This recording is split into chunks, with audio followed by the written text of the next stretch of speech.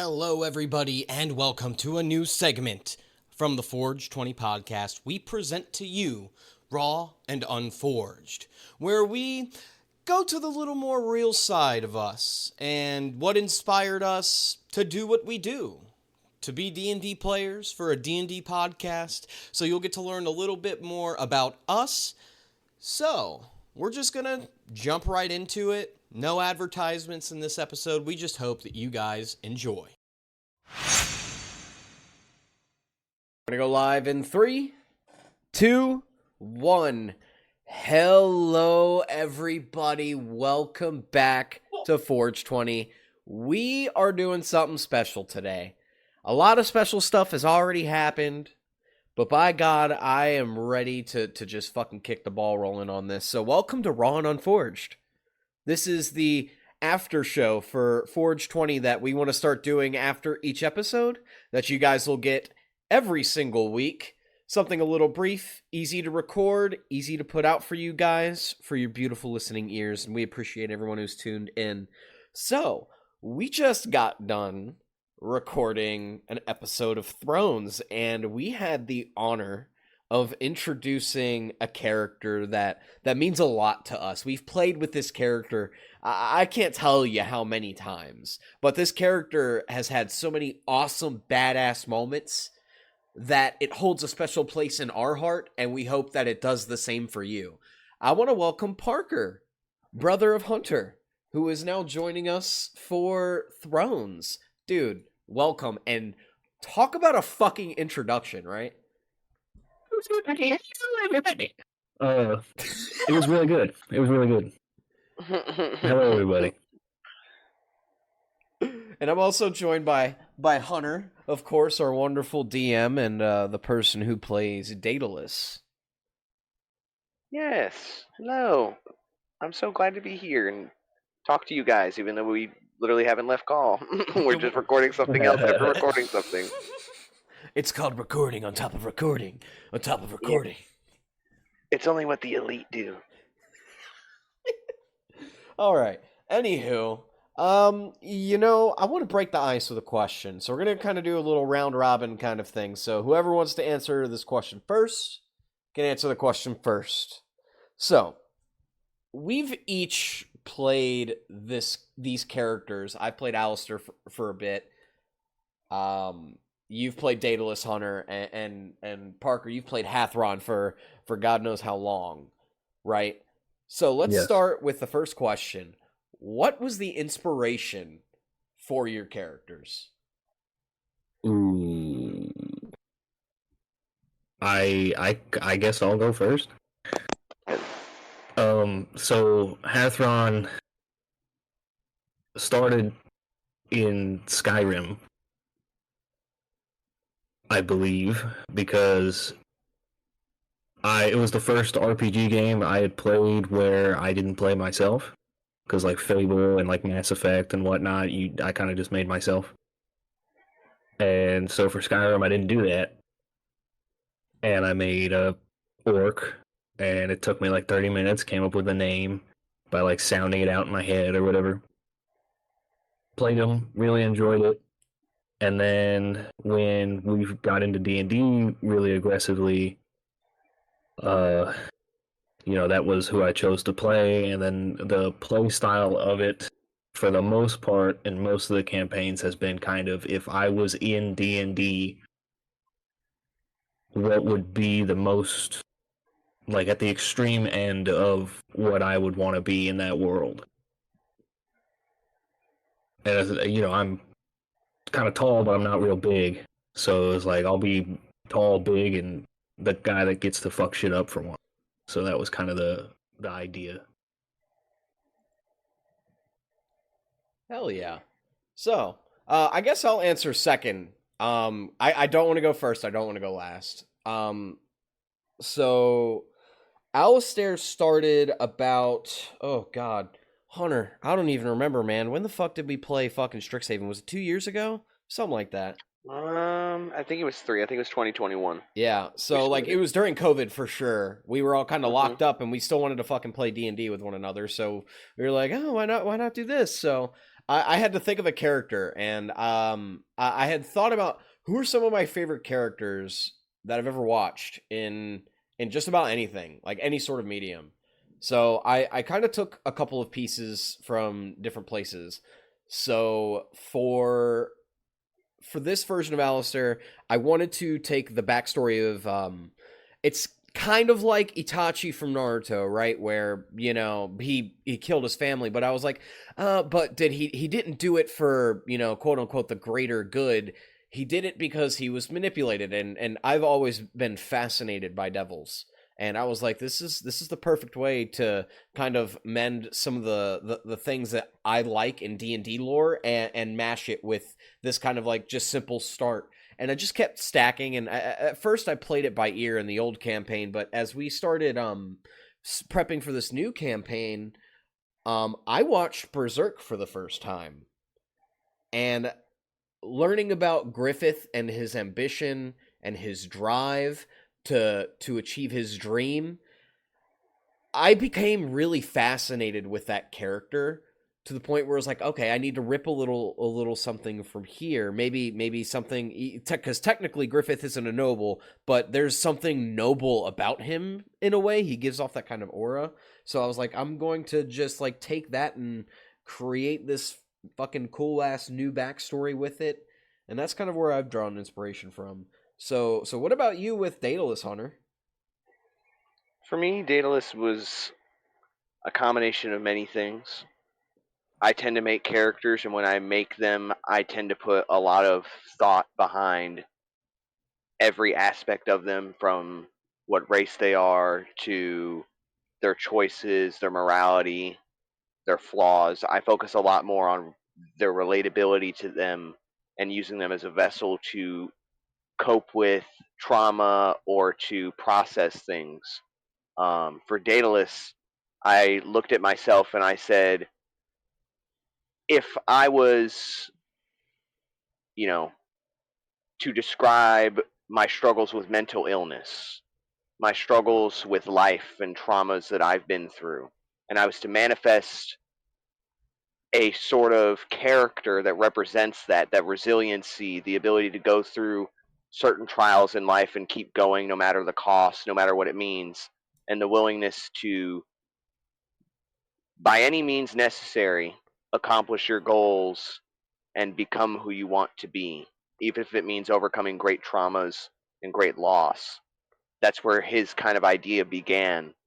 And then it kind of just steamrolled from there with certain characters or things I liked. Like for design, I always went back to, well, if I wasn't human, I would want to be like a dragonborn. I always grew up loving Godzilla. That was like my favorite thing growing up, watching that with Parker and our dad. We would watch Godzilla, so I was like, Daedalus would be he would be like Godzilla. He would be a dragonborn. He would be awesome, and he would have this intimidating aura. But I didn't want Daedalus to be just a simple monster. I wanted him to represent, like I said, a struggle. And then I thought about those themes and what stories that I enjoy that have that kind of impact on me. And a long time ago, it's probably the only anime I really truly enjoy because it was my first and it spoiled me for everything else. It was Berserk. I watched that thanks to Raph back in like 2015, 2016, and that like changed my, I don't want to be dramatic, changed my life, but it really did on my perspective on things, from Griffith and Guts' struggle against each other, their friendship, the bond, the betrayal, everything about it. And with Guts, I saw a lot of Guts in Daedalus, their struggles, and that sometimes with life, the struggle is what life is about. For some people, like Griffith or like Alistair, it's about the goal of finding and becoming a lord or a king. But for some people, like Guts or like Daedalus, it's not about that. It's about survival by any means necessary from the get go, from day one. And as I don't want to give away too much about Daedalus's life, but that is all Daedalus is known as struggle. But now he has a purpose. And I think beyond just Guts, characters like Anakin Skywalker, they would, I would say Anakin's another big influence. This chosen one-like character who falls from greatness and becomes part of the darkness. You know, I like those dichotomies in a character. but showing that they can still find redemption later down the road. I really like those kind of things. I 100% agree because I mean, like you said, life in itself is a fucking struggle, and it's all about how you just keep fucking pushing. And I took that inspiration for Alistair as well. I mean, think about it. He's gone through all these traumas. He's lost his family, and he's decided just because some Dragonborn came and visited him, said he was set here by the Lord's Alliance, said, I'm tired of the struggle. I need to keep pushing. And honestly, I think that's what makes all of our characters so great. Because clearly, after what just happened in this episode of Thrones, Hathron's gone through some shit too. And we don't know what that looks like yet, but man, when we find out, it's gonna be fucking crazy. I'm absolutely certain because this dude obliterated 50 fucking orcs, nat 20 with a fucking hammer, like great axe, busted this fucking dude's fucking skull in, and then proceeded to punch the fuck out of the ground. That shit was fucking awesome. And talk about a fucking introduction. Moment. Speaking of fucking cool moments like that, by the way, what has been some of your favorite moments that you guys have had at a D&D table with any character that you've ever played? Oh my goodness.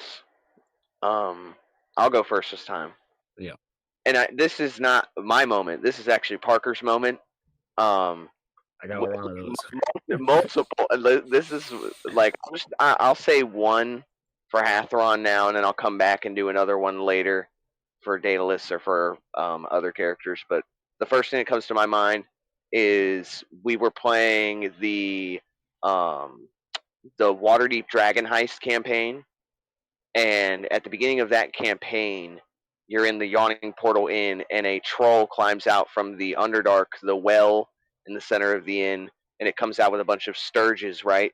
Well, I don't remember what character everybody else was playing, but I remember Parker was playing Hathron, and we were all fighting the sturges and the trolls, and something came up where Parker had to leave the table, and he had to actually go to work or something, right? Like he got called in, and Parker's like, well, shit, what am I going to do? And he sees his character, the troll's back is to the well, and Parker's character's like maybe 10 feet away, and Parker's like, well, I got to leave anyway, so I'm going to do this. And he rolls.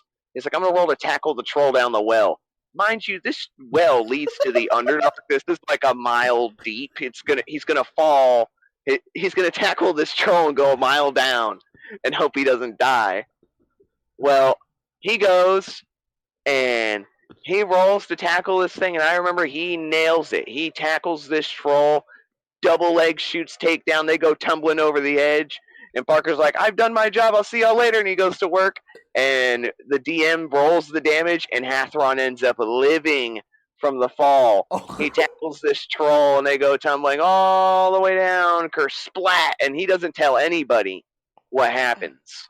We don't know what happened to Hathron. We don't know if he's going to come back. But the next week, we sit down at the table, we go to play, and then Parker shows up. Parker sits down at the table, and then they describe Hathron crawling back out of the well with the troll's skin wrapped around him as a cape, like a cloak. And he's crawled back out, revealing that he lived. We thought he all died, and he made a noble sacrifice, but it was awesome. Hell yeah. That's what I do, baby. What about you, Parker? So, there's a bunch for Hathron that I like, and I'll just name a few real quick because there's one moment in D&D that really sticks in my head. But there was the goblin he had sex with in like one of those first campaigns, and he beat it to death with its own arm. Yeah, that was crazy. There's the troll well, which is a great moment. There's the one that just happened. There's the ones where like you remember when Hathron punched the wall. And then he broke his arm, but then he just punched it with the other arm, and it broke. Yeah, like he loosened it. It was crazy. Like ripping a door off the hit, like random little moments that Hathron seems to be able to pull off. But my all-time favorite would probably be when we played with Dad. And my dad had named Dan Ansem the Handsome. Most handsome. Yeah. And he was like a bard or whatever, and we did like this whole little vampire quest, and somehow it worked out to where, Dad had this like magic dagger thing that could go back in time, a couple minutes, and so like he kind of like saved the day. But it was just having that memory, that time, because my dad's still alive or whatever. But it's not like I played D&D with him every fucking week. That was like a one-off thing. Now I have that forever. So that's kind of my number one moment.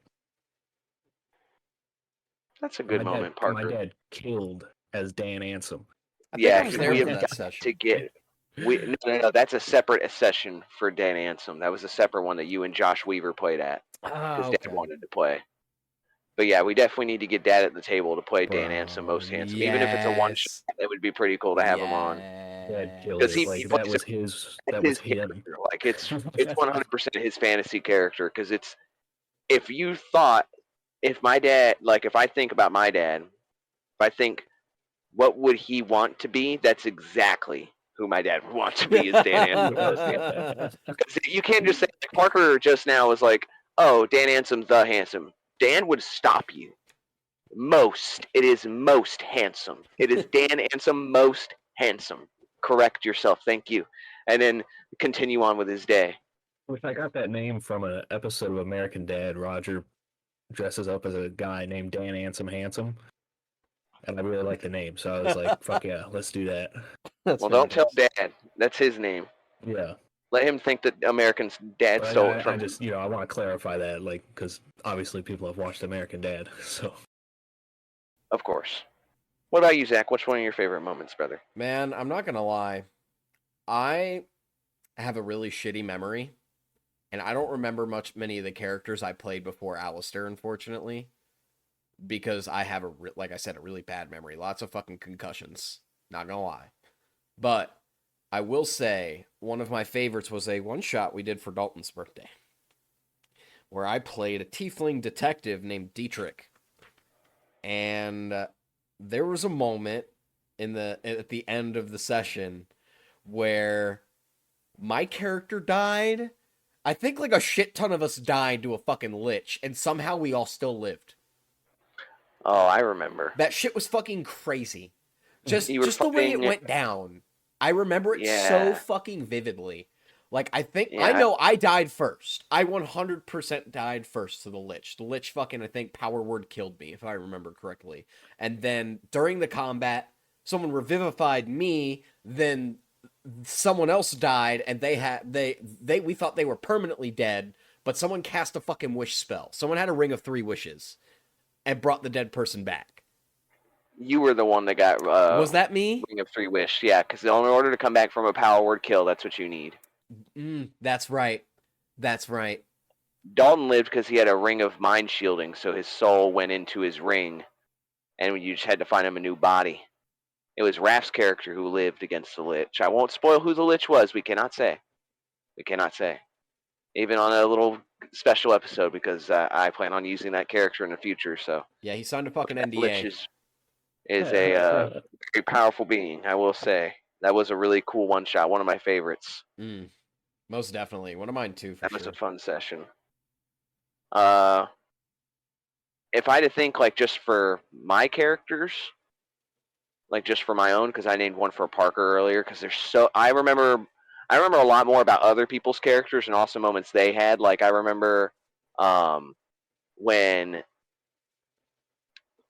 like, if we're talking about in recent Thrones, I think one of my favorite things was when Alistair and Daedalus were first coming to terms and meeting each other, and Alistair first broke down, I can't do it, and he fell to his knees, and he had that emotional moment at the table. I really liked stuff like that.